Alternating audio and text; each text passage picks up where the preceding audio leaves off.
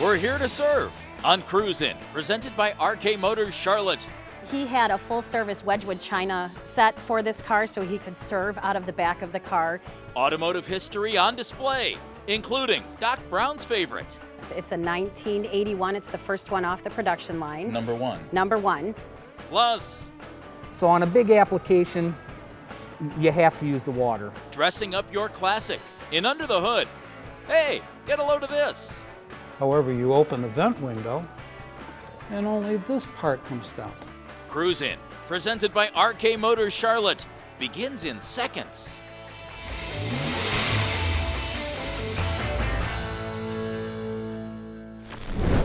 Hi everybody, welcome to Cruisin', presented by RK Motors Charlotte. I'm Jeff Phelps and I wanted to look at some classic cars today. Unfortunately, the weather has been absolutely awful this spring all around the United States, so I had to come up with a different idea. How about heading to one of the greatest car collections you'll ever find in one place at one time? It is the Crawford Collection at the Western Reserve Historical Society in downtown Cleveland, Ohio. Over 100 cars on display dating back to the turn of the century. And we're not talking about the most recent turn of the century, all the way back to the early 1900s and beyond. We're now in a fancy room, the Upper Crawford, joined by Becky Carlino, the Director of Community Engagement here at the Crawford Collection. I love that title. Thank you. Becky's going to show us a couple of the very interesting cars on display here with interesting stories behind them. And we're standing behind a stainless steel Ford. You guys have 4 stainless steel cars. Mm-hmm. We have 4 stainless steel cars. One of them is the DeLorean that's behind us. It's a 1981. It's the first one off the production line. Number one. Number one. And then the other 3 stainless steel cars we have in front of us is the 1960. And we all know this because of Doc Brown and Back to the Future. Absolutely. Love that car. Absolutely. And then in front of us we have our 1960 Thunderbird. It's one of 2 made. We also have a 1936 Ford and a 1966 Lincoln Continental. All 3 of these cars were made in particular with Allegheny Steel in partnership with Ford. The cars were actually made on the assembly line. After they were finished with this production year, for example, they would then stamp out the stainless steel for this car. They only made 2 of the 60. They made 6 of the 36 for their 6 home offices, one of which was in Cleveland. And to celebrate the anniversary, or I think it was the 50,000th Lincoln Continental, they made 3 of the 1966 Lincoln Continental. And the entire reason for the stainless cars, Becky, just to show them off. Just to show them off, and Allegheny Steel wanted to show off their product and how durable it was. And to take care of the cars, it's really fascinating. People want to know, how do we treat the stainless steel?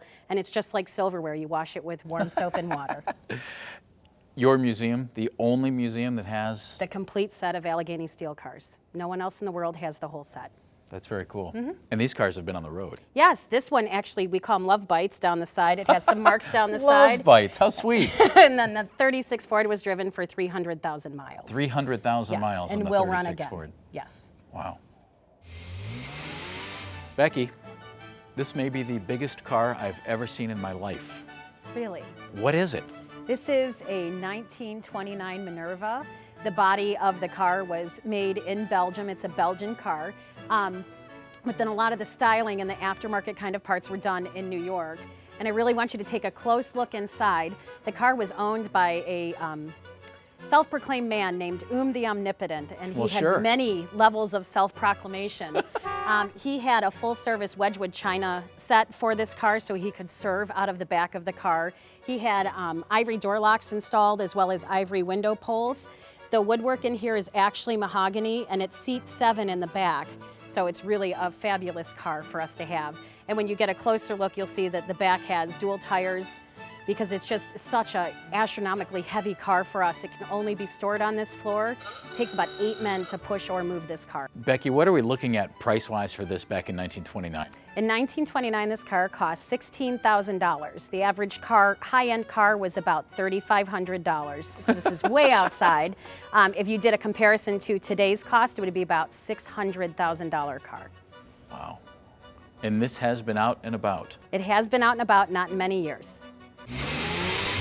Coming up next. This car is 109 years old, and we think we're pretty clever today with coming up with stuff that makes driving easier. Yeah, but you ain't seen nothing yet. Cruisin', presented by RK Motors Charlotte, returns in moments.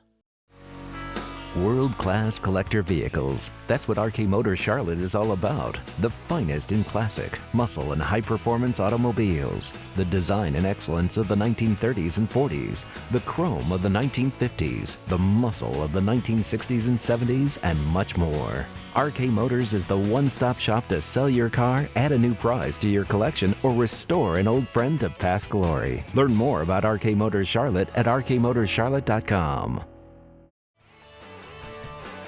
Now back to Cruise In, presented by RK Motors Charlotte.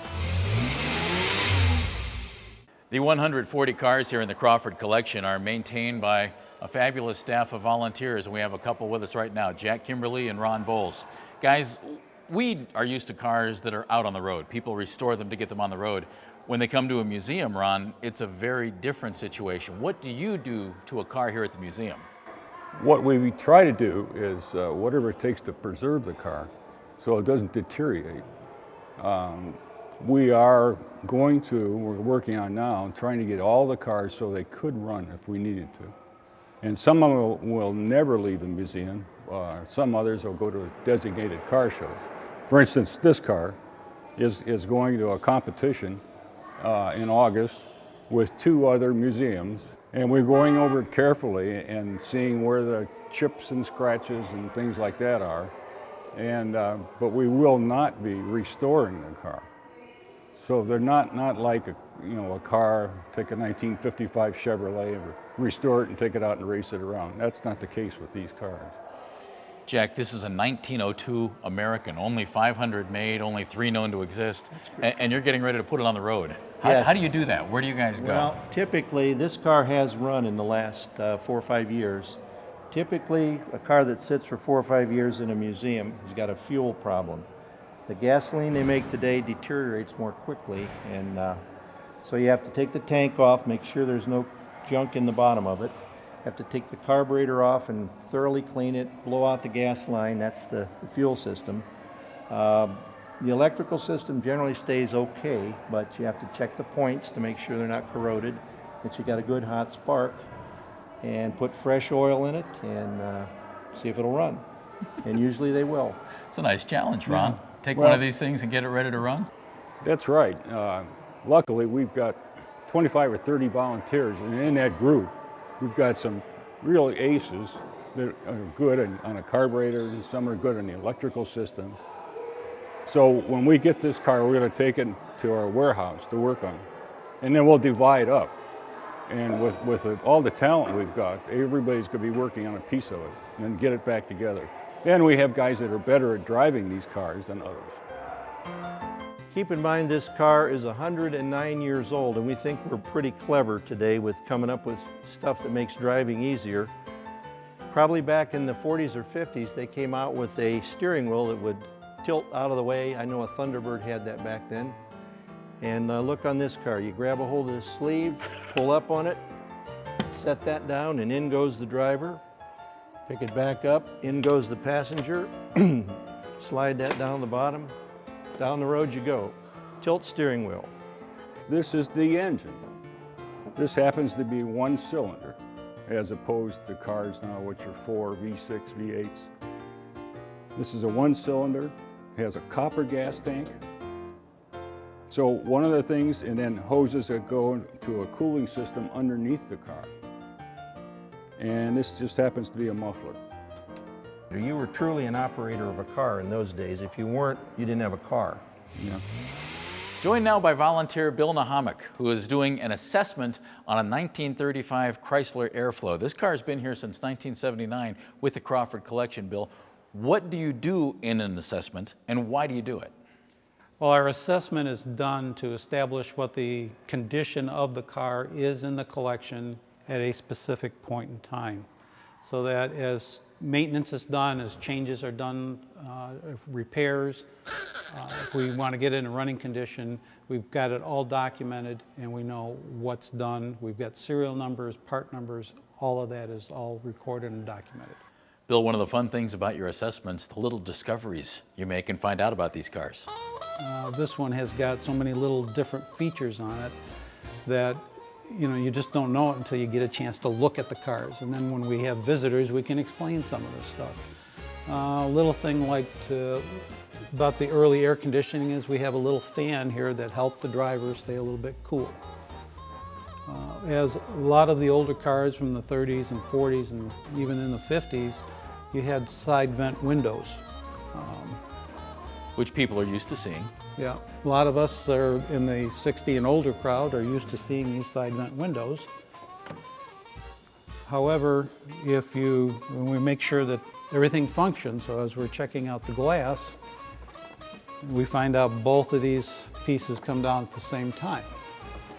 However, you open the vent window and only this part comes down. Well, a lot of us didn't know that, so it was just a kind of little About cool that for little feature 1935, huh? that, we just kind of look at and go, wow, that's neat. Yeah, we've got a little vent on the windshield, if you can see it, but there's a little hand crank here, and it pushes out half of the front of the windshield to give you a little added vent coming through to air condition your car. And these Chrysler Airflows, they were first produced in 1935, but 36 and 37 was their main production time. They weren't the most popular car because of their radical design, and that's the kind of thing that people just weren't used to. It was kind of one of the original unibody constructions. It was very crash-worthy for its time, and it has an inline 8-cylinder engine. The interior is very roomy compared to some standards today. You can see that you have footrests in the back, which you don't have in your normal car. And you have the suicide doors, but these are the ones that actually have the B-pillar, which we call the B-pillar. You've got A and B. This keeps everything nice and solid and sturdy. Bill, there's a strange little green light on the side of this car. Glad you asked on that, Jeff. This is a special feature. Actually, it was a requirement for cars purchased for New Jersey that this is a parking light. And if you're parking your car on the street at night, this had to be on. So you have a green light and you have some red lights to indicate that this is parked and this is the front of the car and this is the back of the car. So, and with that feature, this puts this particular airflow one of the most complete and original airflows in the country. Let's make it stick. Add a little more heat to it, Okay. just to be safe and make sure that that adhesive has taken effect and gotten stuck down. Under the Hood is coming up next on Cruise In, presented by RK Motors Charlotte. RK Motors Charlotte wants your classic car. Let our consignment professionals take the aggravation out of the selling process for you. With an established international customer base, the RK Motors Charlotte consignment program has a 90% sell-through rate. Our top-notch marketing efforts have led to an average sale time of 87 days. We do the work, we do the marketing, we sell your classic for you at maximum value. Visit our website at rkmotorscharlotte.com. Under the Hood is presented by RK Motors Charlotte, specializing in the sale, build, and restoration of world-class collector vehicles. We are joined by the King of Camaro, Mike Vellick, the restoration manager here at RK Motors Restoration, with your daily driver Camaro. Yep, it's this one's my gas mileage car, kind of the Camaro beater of sorts. but Keeps you on the road, gets you to and from work. absolutely. What are we going to do to this thing? Well, today, you know what? I'm going to show something that, let's face it, everybody kind of likes. Decals. So I'm going to kind of show a good way to install a big decal on a big surface. What I like to do if you're doing something of this size, find your center point so you can make side to side even. There's always a body line. So run your center. Now you know side to side. That's the center. This right here is a 2-inch tape. I know I want about 2 inch from the center. So for a reference point, we're going to take and put this at my center. We're going to put it down here also. It'll give me a good reference 2 inches from the center. So we're gonna do what's a water application here. Pretty much peel the backing. Jeff, you wanna hold Got it, that? got it.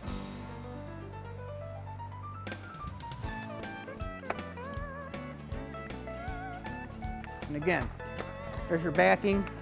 See ya. See ya. Water application, pretty much all we've got is tap water with a little bit of dishwashing detergent in it, just to give it a little bit of glide. Wet down the whole surface. And this does what for you, Mike? What this does, okay, if you do not wet this down, the minute you stick this to the hood, it's stuck. It's stuck. Wherever you stick it, that's where it's got to stay. If you wet the surface and the decal, which I'll show you that. We got our decal wet. Now we're going to get our surface wet. By wetting the surface, Okay. we have room to move. You see it didn't just The stick right adhesive down. doesn't stick, it slides. All right. Okay. So now we have You're a little taking bit of it wiggle. clear right over the first layer of the tape there. There you go. All right. It's kind of in line. As you see, this gives me a guide so it doesn't look like it's off. It'll be straight up the hood. Then comes the fun part, Jeff. You can help me. Okay. Usually you'll start from the center and work your way out, and all you do is lightly start to squeegee it out Get the water out of there. and get the water out. You start kind of gentle and then you get a little more aggressive as you go. Okay. Now, if you didn't have the water here, you'd have all kinds of air bubbles because it would be stuck And you're in trouble. and you're in trouble. There's no way of getting them out. So on a big application, you have to use the water. The water just absolutely makes everything go easy. Plus, like here, as you see, I'm getting into some wrinkles. Yep. Let's pull it up. The water allows me a little bit of time to still be able to lift it up. The thing you have to most be aware of when you're doing a water application Yep. is time and patience. Work all the water out and don't be too quick to want to pull that clear plastic off right Okay. away. Let it set, let the adhesive have its time to tack up. Things have set up a little bit. Where do we go? What we're gonna do, Jeff, we're gonna run over this, just add a little more heat to it, Okay. just to be safe and make sure that that adhesive has taken effect and gotten stuck down. And the heat will help that to be the Yes, case. and pretty much what the heat's gonna do, it's just gonna help take any more of the moisture out of the decal that we put underneath it to get it to stick.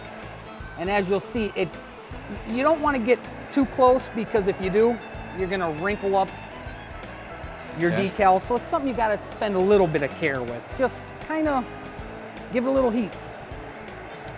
I kind of rub my hand on there to make sure that the decal isn't getting too hot. Now the fun part. This can be kind of hard to do sometimes, but I'm gonna start at a corner, make sure it doesn't lift it up, and then just peel forward. Now as you see how that's pulling it up in certain spots, Yep. we just rub our finger down over it, let the Good. water out.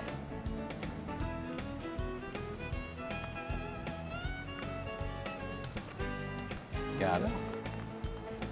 Okay. If your paint's too fresh, you may want to wait a little bit of a time to do a application like this, Okay. just so you wouldn't be pulling paint off.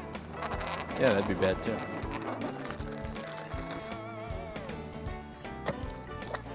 Okay.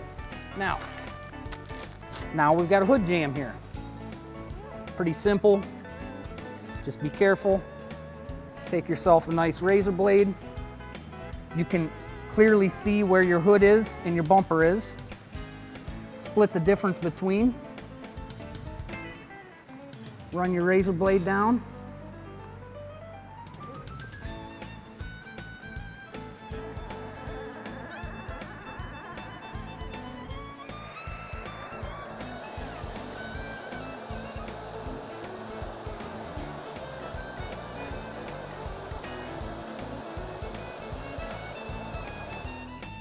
we'll roll that underneath and it'll be perfect. You're all done. Can't ask for much more than that. Nope, that looks good. Now, here's the fun part. If you got a blemish, you could take a pin or a very nice sharp razor blade and say you've still got an air pocket or a bubble underneath. Just a nice little poke. Work the little water that's left out. Done. And if you let it sit in the sun long enough, most of them go away. Sometimes you just give it that little poke and you're good to go. Nice. So if you want to put some decals on your car, use the water, a little extra care, looking good. There you go. Under the Hood is presented by RK Motors Charlotte, specializing in the sale, build, and restoration of world-class collector vehicles. Visit our website at rkmotorscharlotte.com. Automotive passion runs deep at RK Motors Restoration. Our master body, paint, and mechanical technicians have decades of award-winning experience restoring some of the world's finest collector cars. Flawless paint and bodywork, highly accurate interiors, engines that run better than new. Each restoration is completely documented and finished to award-winning Concours quality specifications. From project car to automotive perfection, visit rkmotorscharlotte.com to make it happen. Back to the Crawford Collection at the Western Reserve Historical Society on Cruise In, presented by RK Motors Charlotte. Crawford has one of the biggest collections of Cleveland manufactured cars in the entire world, Becky. And this is a fine piece of the collection, a 1920 Jordan Playboy. This car really is an example of beautiful 1920 machinery. When you picture things in your head, you would see the Jordan. The Jordan story is more than just the car. The story is also the advertising that came behind it and the way that Ned Jordan, the designer of the car, he borrowed engine ideas from other companies. Borrowed. I like that. And then he was really fanatical about how the car would look because he wanted to sell the car based on how it looked. And he is the first person that came up with advertising campaign. While they had been doing it quietly, Ned Jordan really romanticized the purchase of a car, and he used women to sell his cars. And his ad campaign was called Somewhere West of Laramie. So this Jordan in particular is fully restored, and it runs, and we had it at 2 car shows last year at the Alt Park Concours and the Glenmore Concours, and it was a real joy for us to drive onto the field. And you picked up hardware. Yeah. Nice job. Thank you. Where do the cars in the Crawford collection come from? They come to us in 3 ways. They're originally from the TRW collection started by our namesake, Fred Crawford.